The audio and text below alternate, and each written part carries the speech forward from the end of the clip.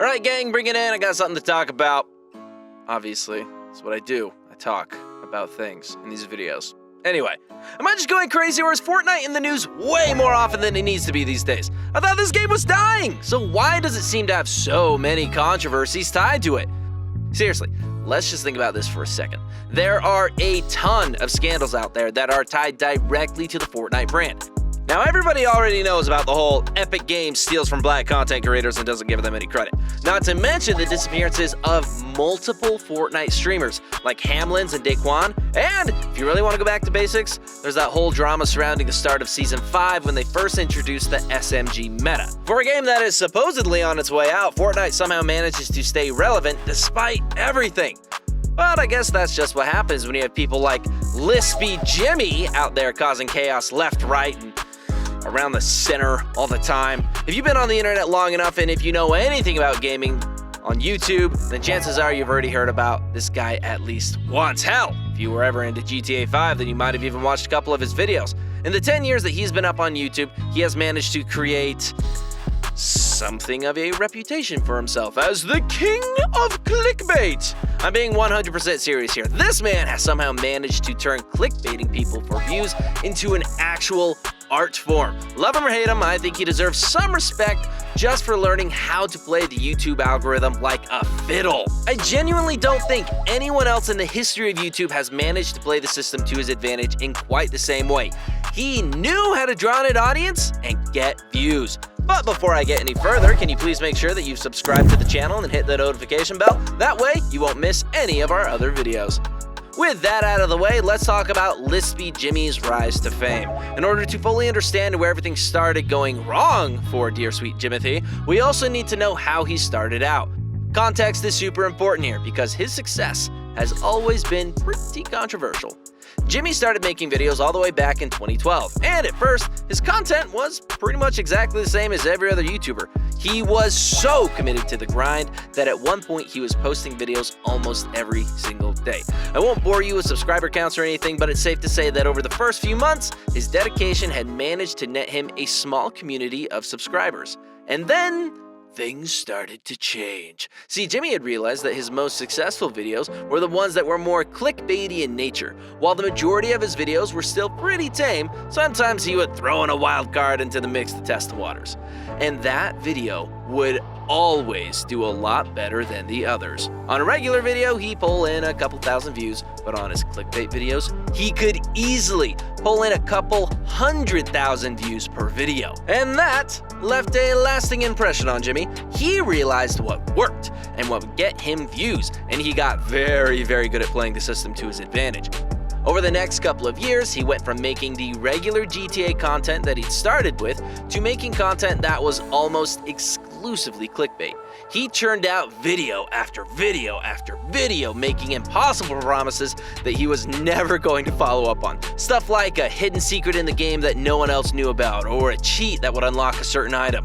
And sure, it all seems like super basic, super obvious clickbait now, but he was so good at using the YouTube algorithm to his advantage and getting his content out there to larger audiences that a lot of people fell for it anyway. And it didn't just stop with making clickbait for GTA. As GTA's popularity started fading and people started moving on to other games, Jimmy began making more personal videos, and the clickbait continued there too. I mean, this man literally teased his own face reveal like 10 times before actually doing it. But when that didn't work out as well as he wanted it to, people were mostly watching him for GTA after all. Jimmy had to find another game to focus on. He had to find a new niche. And luckily for him, one showed up pretty quickly. Fortnite. I think Fortnite is where things started getting a little bit more sinister, isn't it always? Because while he'd always used clickbait to his advantage, the audience was different now. Grand Theft Auto is primarily a game aimed at adults. Sure, you're always gonna have kids who sneak in under the parents' radar, but for the most part, it is an adult game. Fortnite, though, is a game that is meant to be played by all ages. This means that a large part of Jimmy's audience was suddenly a bunch of young, impressionable kids. How low do you have to sink to start making clickbait for literal children? I'm just curious. How desperate do you have to be for views that you willingly start clickbaiting a child's game, because it's the only thing that works for you. And to make it even worse, the clickbait started getting even more extreme. He would stream for hours at a time, making promises about new skins, new map details, and new character models.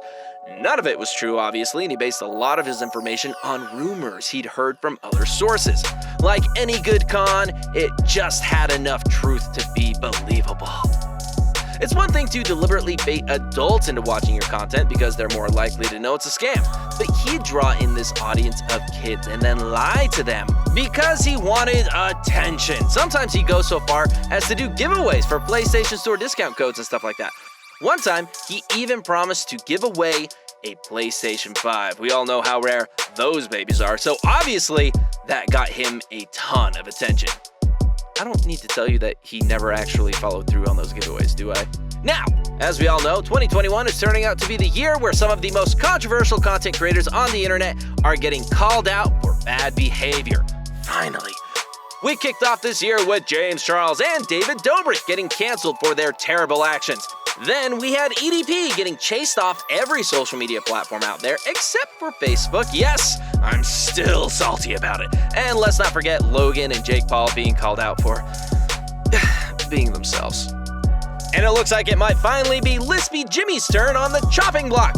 It's rare that I get to say this and actually mean it, but it seems like Jimmy's time on YouTube might really be up.